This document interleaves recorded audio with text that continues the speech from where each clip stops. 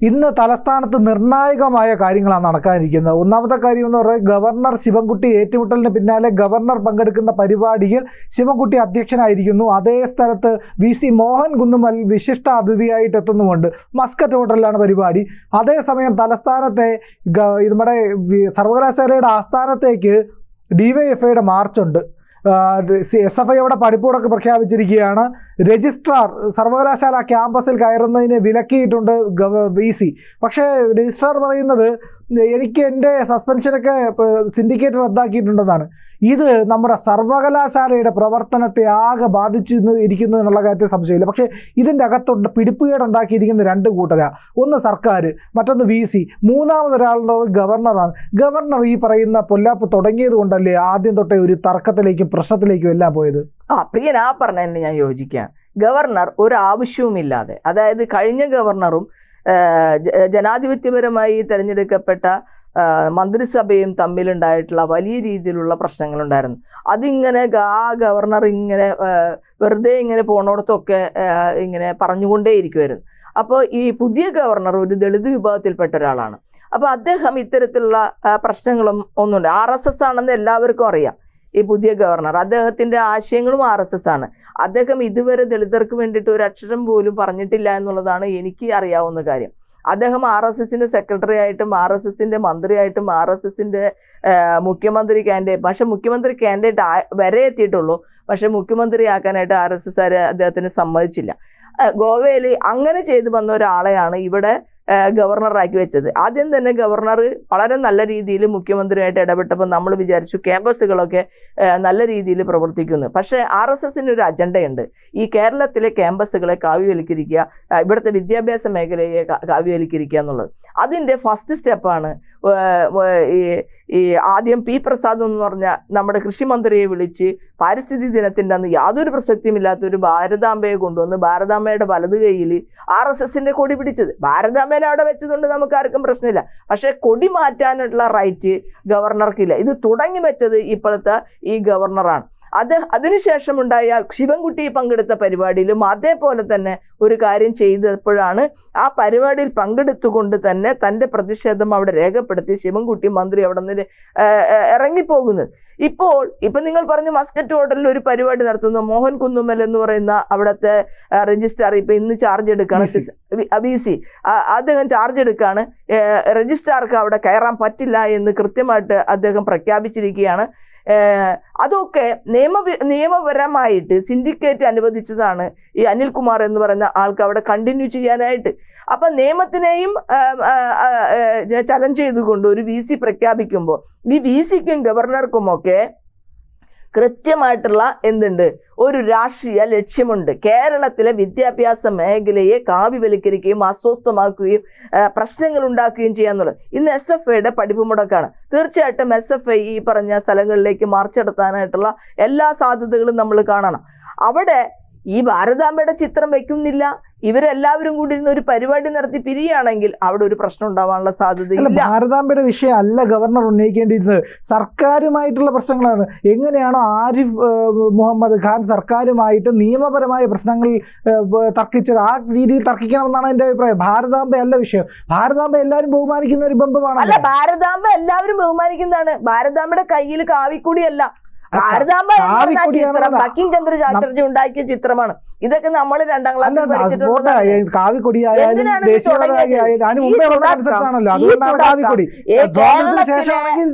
വിദ്യാഭ്യാസ മേഖലയെ കാവ്യവൽക്കരിക്കാൻ ഇപ്പൊ CBSE സിലബസിലെല്ലാം ചരിത്രത്തിന്റെ വളച്ചൊടിച്ചുകൊണ്ട് ഇവിടുത്തെ സ്വാതന്ത്ര്യ സമരത്തിൽ ഏറ്റവും കൂടുതൽ പങ്കെടുത്തത് RSSന്റെ നേതാക്കന്മാരാണെന്ന് വരെയുള്ള പല തരത്തിലുള്ള കാര്യങ്ങളുണ്ടല്ലോ. ഇല്ല, RSSന്റെ നേതാക്കന്മാർ പങ്കെടുത്ത് മാപ്പ് എഴുതി കൊടുത്ത്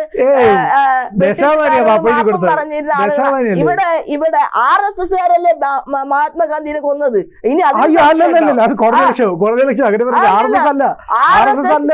RSSകാരനായിട്ടുള്ള ഒരാളാണ്. പിന്നെ ആരാണ്? ഹിന്ദു മഹാസഭ എന്ന് പറയുന്നതും RSS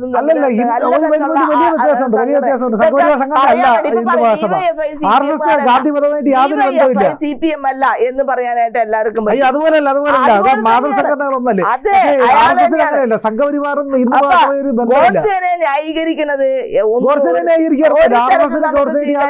RSS ഒന്നും രാജ്യത്തിന്റെ സ്വാതന്ത്ര്യത്തില്ല, പങ്കെടുത്താൽ തന്നെ അവര് CPM-ആയിട്ട് ഏറ്റവും അധികം അടുത്ത് നിൽക്കുന്ന ഒരു സംഘടനയുടെ പേരാണ് ഈ പറയുന്ന ഈ ഹിന്ദു മഹാസഭ. ഹിന്ദു മഹാസഭയുടെ സ്ഥാപക നേതാവിന്റെ മകനാണ് ഈ പറയുന്ന സോമനാഥ് ചാറ്റർജി. തെരഞ്ഞെടുപ്പുമായി ബന്ധപ്പെട്ടുകൊണ്ട് നിലമ്പൂര് ഹിന്ദു മഹാസഭയുടെ ആൾക്കാർ വന്നിട്ട് ആ തെരഞ്ഞെടുപ്പ് കമ്മിറ്റി ഓഫീസിലിരുന്ന് നമ്മുടെ വിജയരാഘവനായിട്ട് ചർച്ച ചെയ്തു എന്നും പറയുന്നതല്ലാതെ ഹിന്ദു മഹാസഭയും CPM-ഉം അടുത്ത് നിൽക്കുന്നവരാണ്.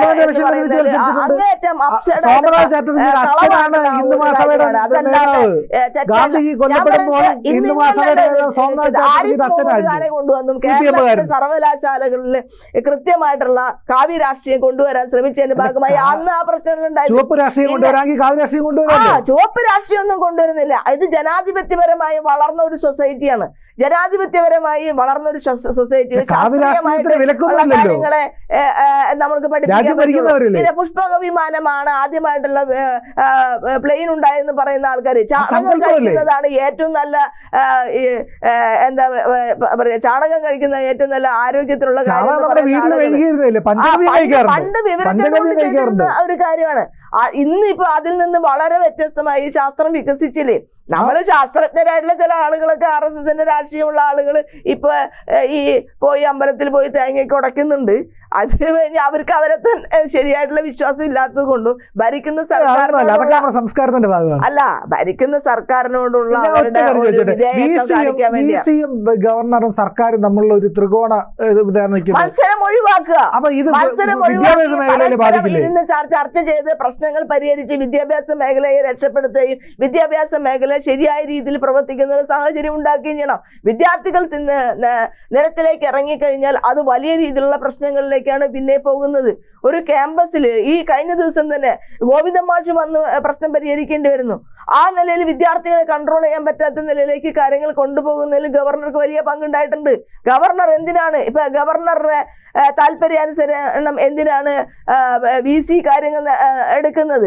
അത് കഴിഞ്ഞിട്ട് സിസ തോമസ് ഇന്ന് വേറെ കാര്യം കൂടിയും പറഞ്ഞിട്ടുണ്ട്. അവിടുത്തെ അഴിമതിയെ കുറിച്ച് കണ്ടുപിടിച്ച് ഞാനാണ് ആദ്യമായി കണ്ടുപിടിച്ച അഴിമതി എന്നൊക്കെ പറയുന്നത്. അതൊക്കെ അത്തരം കാര്യങ്ങളെല്ലാം ഇത്തരത്തിൽ ഓപ്പൺ ആയിട്ട് ഇനി ഉണ്ടെങ്കിൽ തന്നെ അത് അതിന്റെ പ്രോപ്പർ ഫോറം വഴിയല്ലേ നീക്കേണ്ടത്. അത് പത്രങ്ങളിലേക്കൊക്കെ കൊടുത്ത് ഇന്ന് ഞാൻ വലിയ അഴിമതി പറഞ്ഞിരിക്കുക. അഴിമതി കണ്ടുപിടിക്കണം, അതിൽ ഒരു തർക്കവുമില്ല. അഴിമതി നടത്തിയിട്ടുണ്ടെങ്കിൽ അവർക്കെതിരെ നടപടി എടുക്കണം. സർവകലാശാല അഴിമതി ഇല്ല എന്ന് ഞാൻ പറയില്ല. സർവകലാശാലകൾ വിദ്യാർത്ഥി ഇപ്പൊ ഒരു റീവാലുവേഷൻ കൊടുക്കുന്ന വിഷയം അടക്കം തുടങ്ങി സർവകലാശാലകളിൽ ധാരാളമായിട്ടുള്ള അഴിമതി നടക്കുന്നത്. അവരവരുടെ ആളുകളെ മാത്രം സർവകലാശാലകളിൽ ബന്ധു നിയമനങ്ങളെ സർവകലാശാലകളിൽ നടന്നുകൊണ്ടിരിക്കുന്നത്. ഈ ഒരാൾ അവിടെ ഉണ്ടായിരുന്നു കഴിഞ്ഞാൽ അയാളുടെ പിന്തുടർച്ചയായിട്ട് വരുന്ന കുടുംബത്തിലെ ആളുകളെയാണ് അവിടെ വരുന്ന പോസ്റ്റുകളിൽ നിയമിച്ചു കൊണ്ടിരിക്കുന്നത്. ഇതൊക്കെ അഴിമതി തന്നെയാണ്, അതിൽ ആർക്കും തർക്കമില്ല.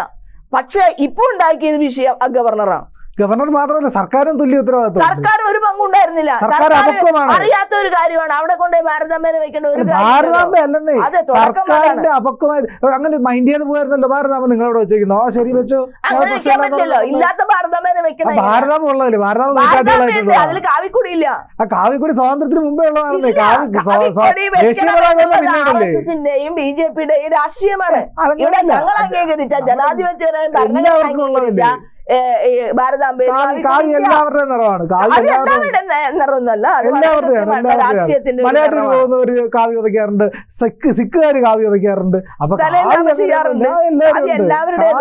ഇപ്പോ കാവ്യ അങ്ങനെ കാണാൻ കഴിയാത്ത നിലയിൽ എല്ലാ കാലത്തും കാവ്യ എല്ലാവരുടെയും. ഈ രാജ്യത്തുള്ളവർ ഏത് മതത്തിൽപ്പെട്ടവരായാലും ഏത് ജാതിയിൽപ്പെട്ടവരായാലും ആദ്യമായി അവസാനമായി ഹിന്ദുക്കളാണ്, അവർ ഇന്ത്യക്കാരാണ്.